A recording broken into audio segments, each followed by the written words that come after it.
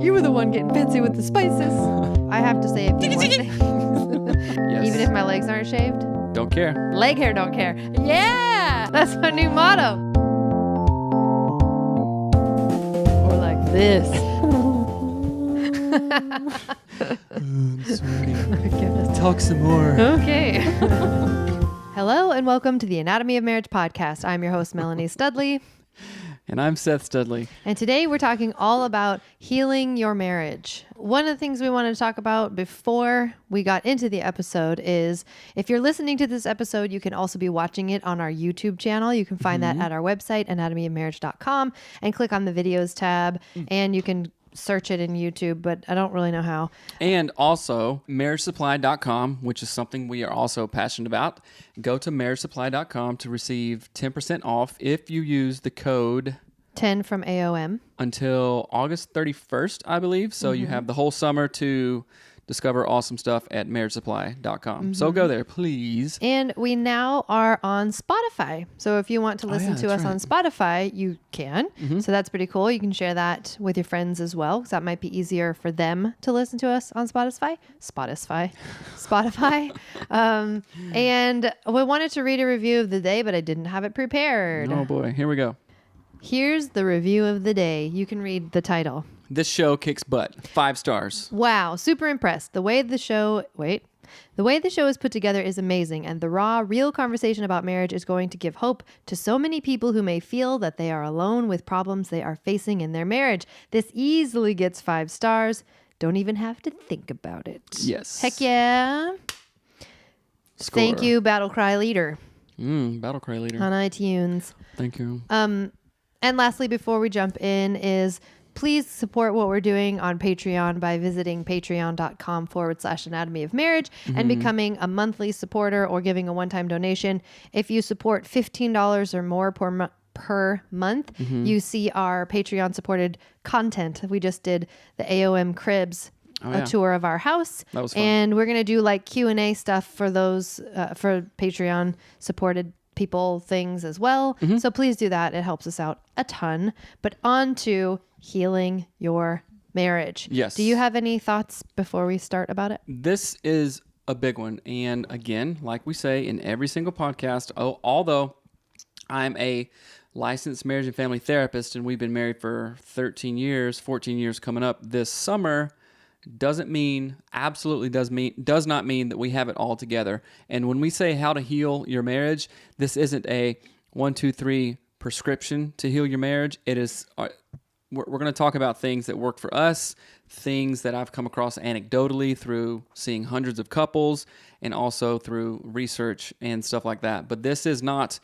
an end all, because one of the things we really want to combat against is people going out there having platforms like podcasts or shows and stuff like that and claiming, do this 5-step thing that's going to heal your marriage, and then it doesn't, and then you just feel like crap and go, why can't I do this? So this is a process. We're going to talk about it. We want to engage with you as much as possible, and please understand that although I am a technical professional, we are not the professionals on marriage, and we're not claiming to be. We're just normal people trying to talk about stuff and normalize it with you. So when we say how to heal your marriage, it's how to do a couple things to make your marriage a little bit better, but it might not work, but keep on trying it and hopefully it will. And we're using our story, obviously, because that's the one we know. So we're just kind of showing what things we did to make our marriage better and heal from the wounds that were in our marriage. So, well, the first thing that I can think about, let's think about this. How do we want to start? So let's give like a scenario. So in our marriage, we had like a million things happening all at once. So you had been lying about things. I overreacted. We had young kids. You were in school. We were in church. Like it was sort of this, like a 10 million different things going on.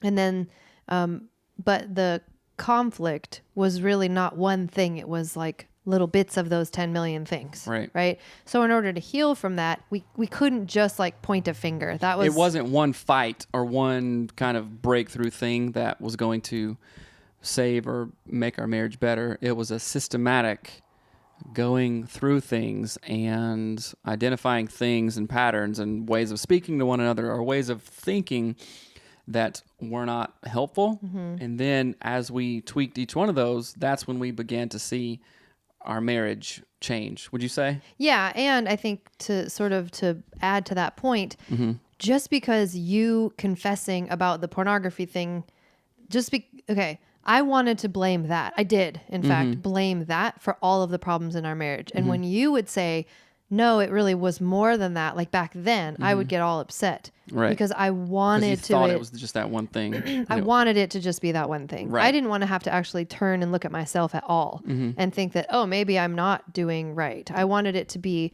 just your fault. And so in the same way that we are complex human beings, we also create really complex problems. So I guess I want to say that so that couples and individuals can look at like different, even relationships. Let's say it's like a relationship with your mom. Like your relationship is complex, and so is the conflict in your relationships. Right. So to look at conflict from a more complex lens, to be able to start healing with a more complex approach, if that makes sense. I often tell couples that the problem that you're sitting across from me here today is not going to be. It didn't take one day or 1 week to evolve. And it's absolutely not going to take one session or maybe even 5 sessions to work, right? So the problem that you're focused on, I don't know where my wife went. Maybe she got mad. Maybe that's a problem we're having right now. I'm not sure. Yeah. But the problem that is sometimes front and center, the frustration, the hurt or whatever that is sometimes front and center is not the problem. And in arguments, we often focus on that, but if we can take a step back and see, holy cow, this is what the problem is. Let's address that. Let's make tiny increments on that, and then we'll be able to see progress. Yeah, and I guess that goes back to the point too that like our conflicts are complex, and if I had just blamed your lying, if I had just blamed all of our problems on that, then we really would have gotten nowhere, because that was like 1/10 of our problems. Or I could have said, okay, I'm not going to lie anymore. And then things should have been that's rosy, what I'm saying. Yeah, right? like if that goes away, then shouldn't everything have been better? So I think we need to sort of first look at our conflict or whatever it is more complexly. It's a bunch of little things that add up to being a problem. It's not one giant problem that affects us. It's usually a bunch of little ones. Right. And so the first thing that I have written down is to create a new outcome, you have to like throw the old system away. Well, I'll give some preface. Like Albert Einstein has a quote that problems cannot be solved with the same type of thinking that created the problems. Yeah. Right? So you're saying create a new system, out with the old, right? So first, I think you have to identify the problem, identify the patterns of thinking that got you there. And of course, a couple has to be on the same page with this. This isn't like an argument. This is just a real kind of low-key, calm approach and agreeing on what the problem is. Problem is the mic right now, apparently. Yeah. Okay, let's talk about it, Mike. The same type of thinking is not going to work when you're trying to solve a problem. So you have to approach it calmly. You have to be in agreement with your partner and say, okay, the next time this comes up, this is how we're going to approach it. So have I don't know, you could call it a battle plan, even if you wanted to. And the key is you're being really intentional around that. Yeah. Well, and I think too that ties directly into the clearing structure. Like the clearing structure is your battle plan. But it gives you it allows you to like put your ideas out there, your feelings and your thoughts, but then also it gives you what do I actually want out of this? Because a lot of times when we're trying to address conflict, we get stuck on, so I'm going to use our argument the other night or conversation the other night, the pillar idea that I was using. So in trying to negotiate and talk through conflict, I think of like these pillars of kind of like pillars of conflict. So like if you're angry at me because of the way that I speak to you, that's a pillar. That pillar is communication. So you're upset because of the way that I communicate. but I was trying to talk about how we clean the house. That was a totally different pillar, a different topic that we were talking about. And each time I brought up how we clean the house, you were talking about how I tell you how to clean the house. So in a way, we were fighting two separate arguments, right? And that's usually how arguments go. One thing snowballs into this, and then you find yourself being pissed off at 8 different things. Yeah. But then you kind of circle back and go, wait a minute, what, how did we even start this argument? You know? Yeah. And so I guess because the process of healing does involve kind of re-looking at your conflict and how you've dealt with conflict and how you deal with it currently, I think it's really important to have sort of that knowledge in your back pocket of like, oh, if we get upset about this thing, I need to think about the different pillars that are here in this conversation. Better yet, get the clearing structure and do things differently. Create a new system for how to handle anything at all. Do you think that you should identify those pillars in times of calmness and just normal conversation? Yeah, beforehand? I mean, if you can, yeah. I mean, I would, it might be a little bit hard, but if you maybe went back into what your last argument was, or if you historically have the same argument over and over again, which most people do, most couples do, you can look back into those conversations and say, so what was the thing that I was mad about? Oh, I was mad about how you spoke to me. Right. But what was my partner actually talking about? Oh, they were talking about leaving dirty laundry in the hallway or something. So you can kind of go back and identify the differences. Because what you were trying to fight with this argument that we had was you were saying, Melanie, you're not respecting me enough. But I'm saying you're not listening. So we're literally not even talking about the same thing, but we can fight about that for 3 hours because it's not the same. We're just going in a circle of these different topics. And so I was literally saying in our conversation, I need you to set aside how I speak to you just for right now. We can talk about it another night. Please just talk with me about how we clean the house. Like, what is our operation system for tackling this thing together? Because I'm overwhelmed by it. Right. And I think, and this is just like a real part of stuff that we do. This conversation, I mean, I think it started at 10 p.m. and went until midnight, and we were both pissed at each other and stuff. And this is just like a real time things that we actually go through. This was 2 days ago. It's not like, oh, this happened 3 years ago and we talked about it and now we're golden. It's not like that, because that is not who I am. It's not who you are. It's not the kind of couple we are or the kind of podcast that we even have. We want to talk about our real stuff in real time. And I think that it was really hard for me, maybe because we didn't talk about the pillars beforehand. I made the pillars up as we were. I thought it was something that you read. No, or I made it up as we were talking, because I was trying to dissect how we were communicating while it was happening. And it was really confusing because you kept answering a different question than I was asking. And so it was this thing that is a concept that I learned in the book that I'm reading, Thinking Fast and Slow. And the concept I think is called, I can't think of the word right now, but it's like when I ask you a question, but something else gets triggered in your response, so you answer that other question instead, kind of. So that's what got me thinking about the idea of pillars, and it really stood out to me. Like, if I'm trying to talk to you about this thing, but you're answering that question, we're never gonna like intersect and get the answer. Right. It's like a roadmap that we both want to get to the same destination, and we start out in the same car, but somehow that car splits, and I went totally this way, and we're running in. Sometimes we cross paths, but not of healthy communication of, oh yeah, well this brings up this, and then we're just like two cars driving all over the map. And part of that too is that we didn't beforehand say what our objective was, because of course you don't know you're going to get into a fight. That's the hardest part. I know that's the whole thing about this. No one goes into some kind of weird conversation like forecasting, okay, this is going to end terribly. Let's just dive on in. Right, exactly. And so it's like, what is it? It's sometimes hindsight bias. Yeah.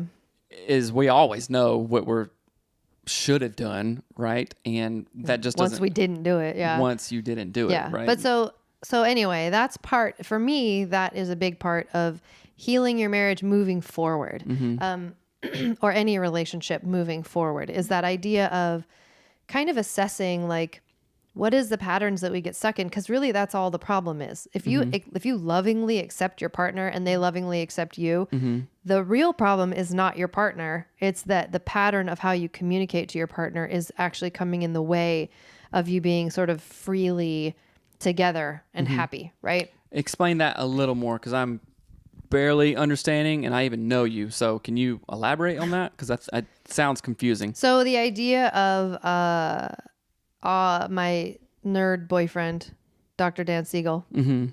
He yeah, I should be doing this. Just go like this. Anyway. But so go. Hey. What? Don't just call him that. I saw you mouth that.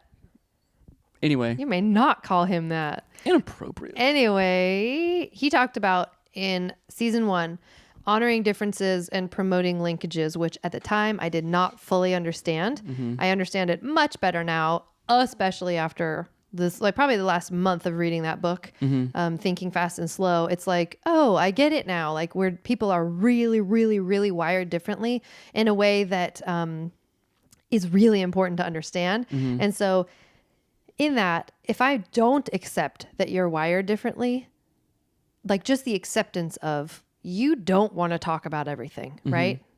Just tell me that. Is that true? That I don't want to talk about everything? Yeah. Yes, I don't. So if I come to you and I'm like, I want to tell you every single thing I think about how this day went with all of my coworkers and everything that happened, do you really want to do that? That is not my go-to. Yes however, or no? However, I would do it don't because it's answer for that. you. I know. Don't answer that way. Say, no, I don't want to really do that. No, that's the worst. Yeah. But guess what? You will do it because you love me. I'm forcing. So this is the analogy I came up with. I wasn't planning on talking this. I'm talking this. I had this analogy that came into my mind. People in the circus can train a bear to ride a bike. Yes. Do you think that bear ever goes, where's my bike? I really want to ride my bike right now. No, of course not. No, because it's not natural for the bear to ride the bike. And if you put the bear back in the wild and it found a bike, it probably wouldn't hop on. No, it wouldn't. Right? Right. So in our relationships, I have been training you to ride a bike. And because you love me, you're like, okay, I'll get on the bike. This I really bike. don't. Yeah. I mean, you have been lovingly riding the bicycle that I have been forcing you to ride, and then wondering, why doesn't he want to ride the bicycle? Right. I don't even want to ride. I don't want to see you ride the bicycle because you don't want to ride the bicycle. I see couples do this, particularly women do this to men. When you mean couples, do you mean you and I? And Ryan and Krista. But anyway. Right. So not just you and I see like every one of my girlfriends does it. I'm joking, but it is something that we do. But right. Often. So here's where all of this is making sense and why we're saying all of this is that we're training you to ride a bicycle. You don't want to ride a bicycle. We're getting angry at you.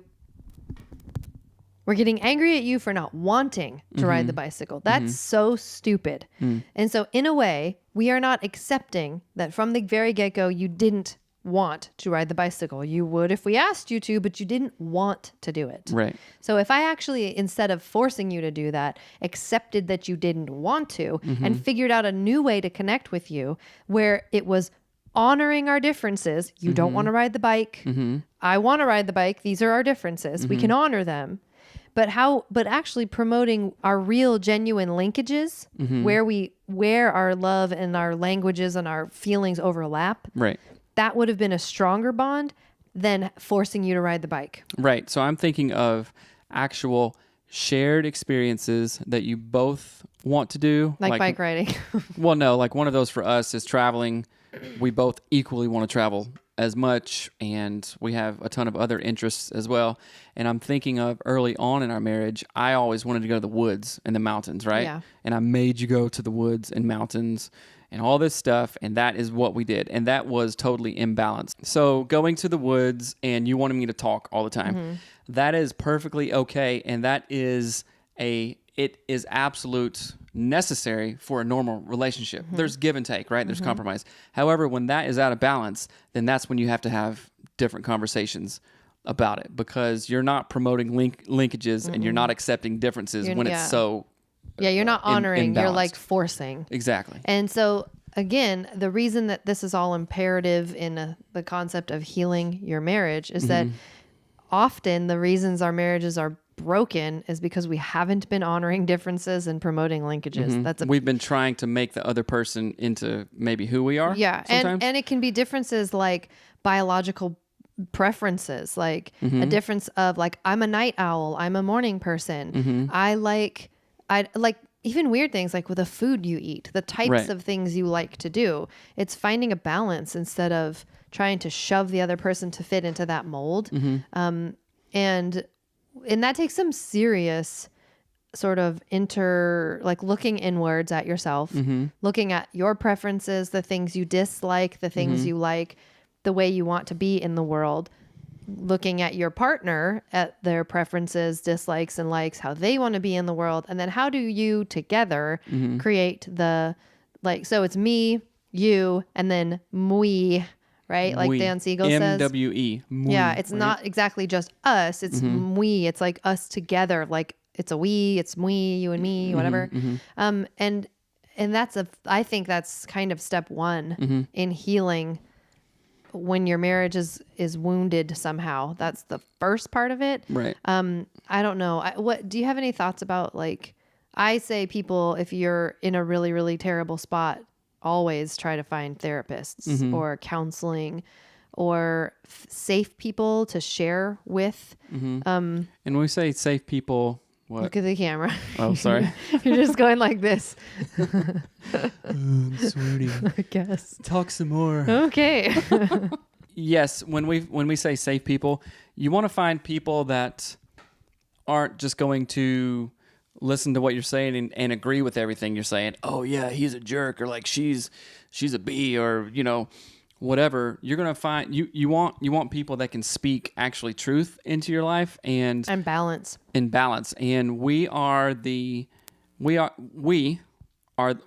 me, a person. I am the culmination of the 5 people that I hang out with the most. Right. So look at the 5 people that you hang out with the most. What kind of people are they? What kind of marriages do they have? What kind of spending habits do they have? Are they motivated? Are they negative? Are they positive? Do they have a good outlook on life? Do they have a good marriage? Do they have good relationships? All these things, those are the types of people that you want to talk to. So don't go to, especially when you're trying to heal your marriage. Yes. Like, especially they're sort of the example. Oh, yeah. And that is so important. Don't go to your, pothead high school buddy who still, lives with his mom, smokes an ounce a day and wears pajamas to the grocery store and doesn't have much going on and isn't married. And he's probably not going to give you good marriage advice. So go to older people that you respect. Listen to podcasts, watch YouTube videos, listen to TED Talks on relationships and growth mindsets and stuff like that if you really want to improve your marriage. And one of the things too, like in the idea of accepting, like honoring differences and promoting linkages, be really honest with yourself in like what are your weaknesses in your relationship. So, for example, if you know that like the way that you talk has caused conflict, take some time and be like, okay, this is a thing that's causing conflict. Maybe some of it is your spouse overreacting, but probably most of it is you speaking in a way that isn't bringing life into your marriage, right?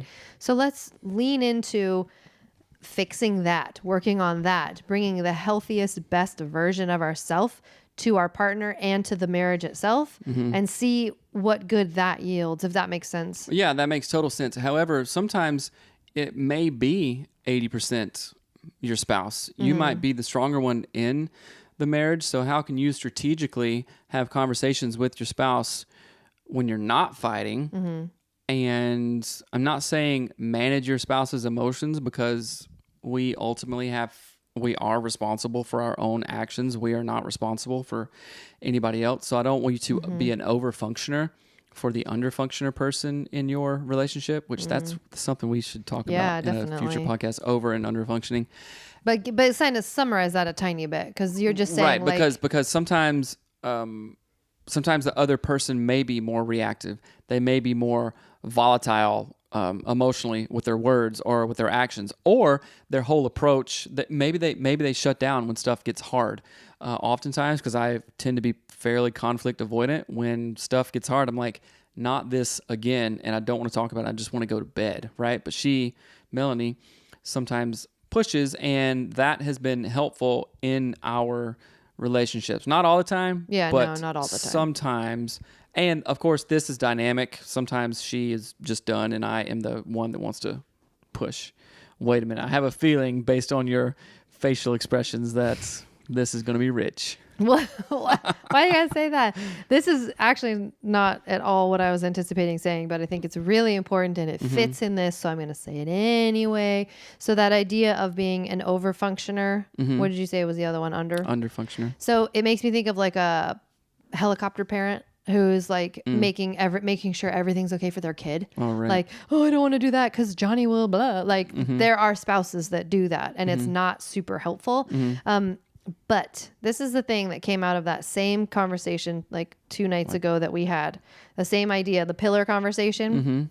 So this is almost like earth-shattering to me. And I'm going to try my best to do this. And it's very confusing because it's not a model that I know. But so when I came to you and started talking about whatever it was, how we clean the house or whatever it was, there's a bunch of different things in the conversation. But when I came to you, like we said, we weren't anticipating that it would turn into an argument. Right. But at like the 5-minute mark, I should have stopped and left the room. And basically, because you're not a bear who wants to ride a bike, and I want you to ride a bike. I feel like in that moment, I could have stepped out from the situation and said, okay, what is it that I want Seth to do? Not what is Seth doing wrong? What does he always do wrong? What am I mad about right now? What is it that I actually want from this conversation, from this attempt at a conversation? What do you want for our relationship? Right. But it's more like what I wanted was, because I remember there were several things involved. You fell asleep on the couch with Hattie. And so in my brain, and you took a picture and put it on Instagram. It was very cute. But in the same token, I was like, oh, well, clearly we're not having sex tonight. He's sleeping and it's like 10 at night. So I'm assuming we're just going to go to bed. Right. So that was an assumption that I made because of an action that he did that wasn't intentional or anything. It was just he fell asleep. But then, there was also another part of that where I was doing laundry while you were sleeping and the house was a mess. And so it was kind of like multifactorial, like one thing was on top of the other. So when I was talking to you, I'm like, hey, you want to be together now? Like, I just have done laundry. You've been sleeping on the couch. Like, these are too many factors. Like, don't you see that these are too many factors? So I was kind of going, don't you see?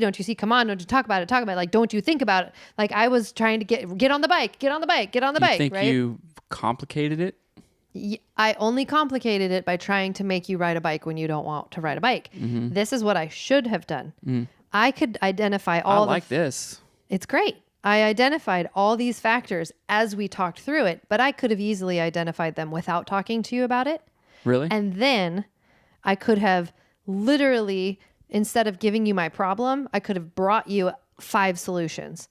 I could have done this, and I'm going to say, what would those have been? They would have been on our big sticky notes. Right? Like our 3x5 or 5x7 sticky notes. And I would have written out, and this would be for like the next day, not for that night, because that night it didn't matter. But like the next day, I could have put a sticky note out that said, please take out the trash and put it on the trash bin, or please put the whatever. And it's like these little tiny things that you don't see as being meaningful to me or to you in the bigger picture. Like these little things like trash, laundry, shoes being put out. If I try to make you understand why they upset me, you get annoyed. But if I task them to because you tell me them in a you say those things in a very blaming, othering way, and that was a big part of the conversation we had, right? Yeah, and so, but what if I said I had sticky notes on the things that like in my brain, okay, this will make me feel better for tonight. A little sticky note that says put that away or whatever, instead of pointing and telling you whatever. You could have chore like tasks that help me to feel better. But the chore could be something as simple as tell me I'm beautiful. Or you could have a chore for me. What would a task be for me that would make you feel better? Like, think about it if you could do it in sticky notes, like a tangible little thing you stick somewhere instead of a big conversation. I don't have to globally understand you. So these sticky notes are saying what you want, really? They're saying what you want, but in a way that's like, this thing is going to make us closer. It's not just, I want the trash taken out. It's, if the trash stays there and it's overflowing, I'm going to be super irritated and then I'm not going to want to be with you. And that's like what people get divorces over. Right. And I like the way that you're thinking in this. Oh, man. Just try to think of it more like, make it make sense and see if we can make it make sense. It's just an idea. I'm gonna put sticky notes around the house saying the reminders.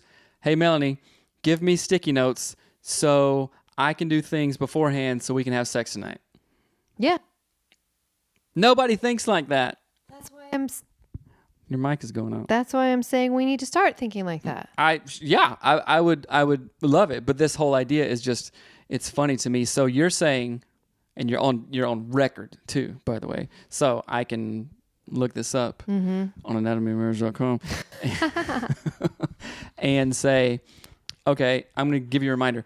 Hey, Melanie, tell me what you want me to do so you can be in the mood later tonight and we can do stuff. So it's a reminder. So then your next step is wash the dishes or write sticky notes. Wouldn't you like that? Yes. Wouldn't it make you feel good? Yes. What the sense that I get is if you could just be tasked in a way that works that promotes linkages. I'm honoring that we're different, right? By saying, if you were telling me to clean the shed, I would want the backstory. I would want to talk about it for 2 hours, right? You're just like, clean the freaking shed, right? And I want some sort of global blah, blah, blah about it, and you don't. So I'm going to honor that we're different. I'm not going to just accept that we're different. I'm actually going to honor it by tasking you a thing. So here's the next level of it. What if your spouse was really into Batman or really into Vikings? And I said on my sticky note, Valhalla is waiting. They've sent a thing from the other side. If you do the dishes, Odin will bless you with a wife. I don't want to sleep with Odin. I didn't say you'd sleep with Odin. I'm just kidding. But see what I'm saying? Like, you could make it right. funny. You could make it lighthearted. You could right. make it into something that actually brought joy instead of conflict and fighting and anger and frustration. Right. You could honor the differences, really deeply honor those differences. Yeah, I love it. And I could do the same thing for you. This makes me think of how... Wouldn't you feel empowered? Yes, I would feel... You would you could rip the sticky note off and be like, I did that. Oh yeah. And throw it in the air. Rip the sticky note off and then unbutton my blouse. I don't wear blouses, but what now? Whatever. I'm sorry. No, it makes me think of, and I've heard this in several different areas. It's women communicate like this, face to face, and men communicate side by side like this, right? So like this always. Yeah, like this, and you can just see typical activities that men do versus what women do. And this goes back, this has evolutionary implications and all kinds of interesting stuff. And seeing that and valuing it for what it is and not trying to, but Seth, talk to me like this all the time. And I'm, no, Melanie, let's go to the woods and let's hike and, fish and look in a river and do stuff. It's promoting differences. Honoring differences. Honoring differences, promoting linkages. You want this, and it's complex. I understand it. It's awesome. However, what's balance look like? So doing the sticky notes around the thing, connects us like this, so we later can connect like that.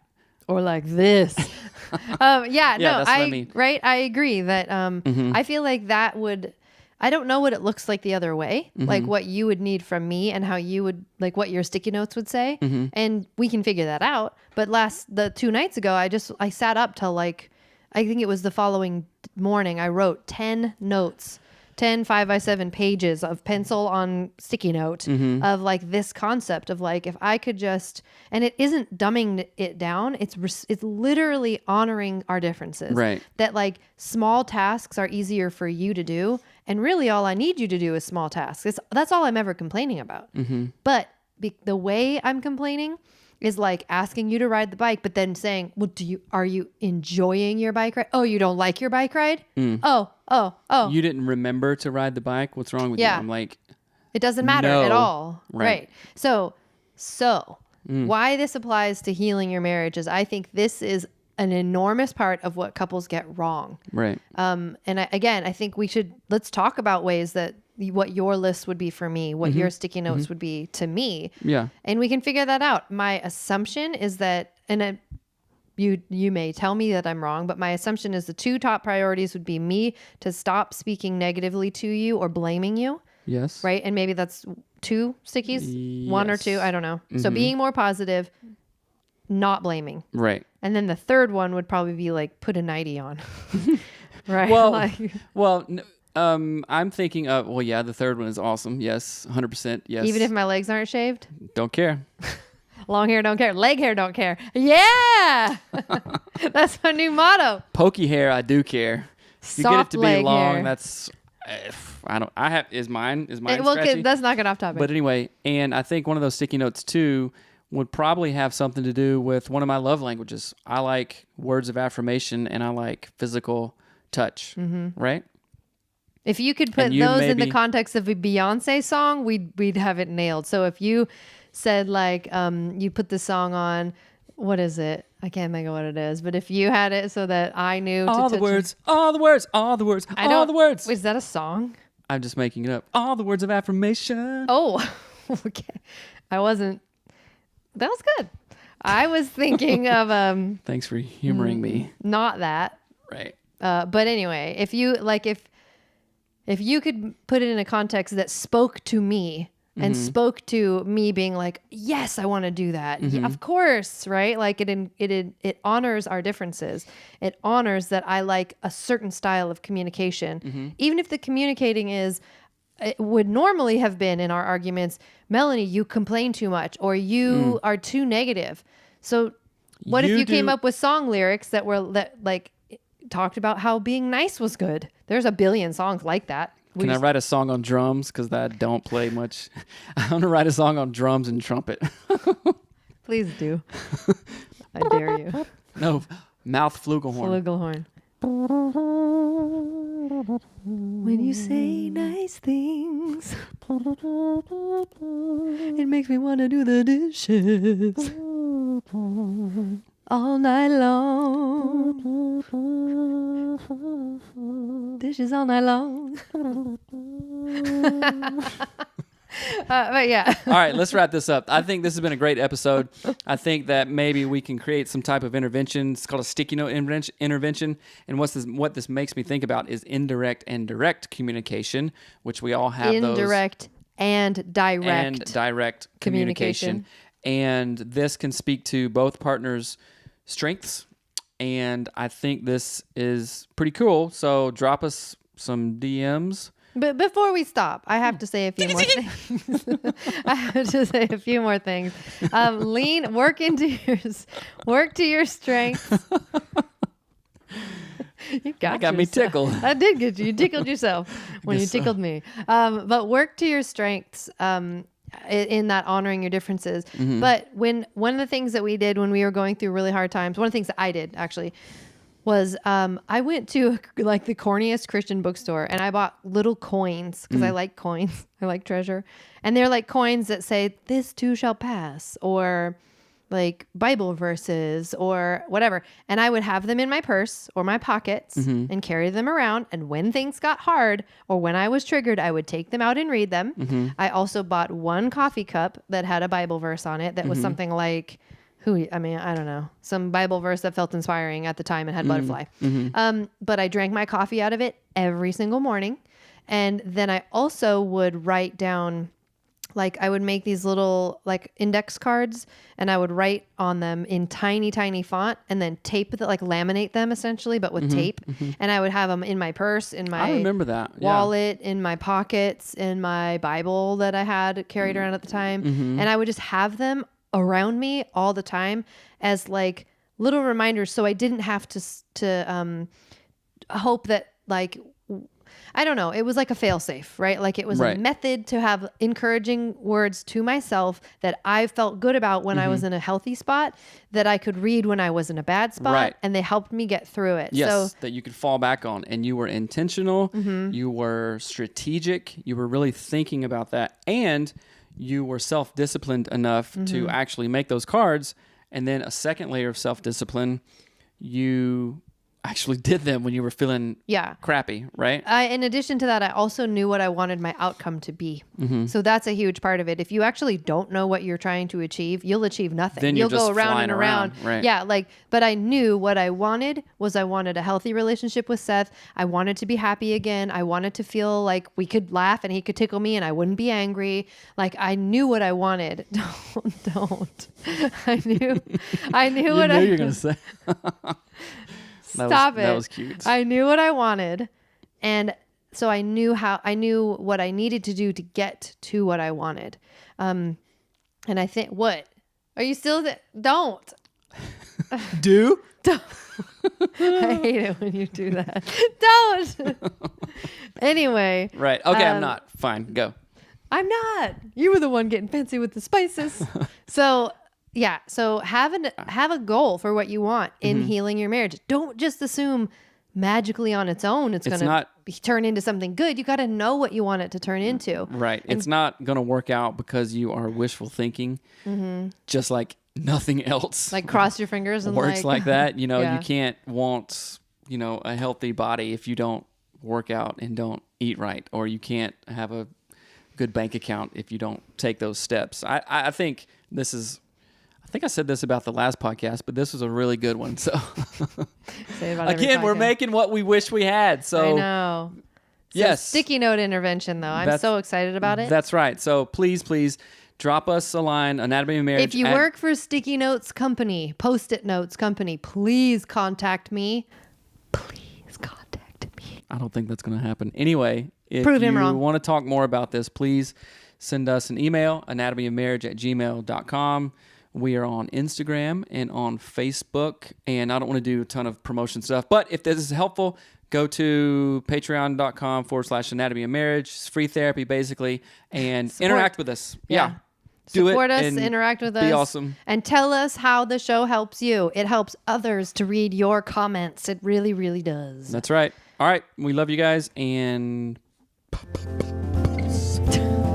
right. Bye. Bye.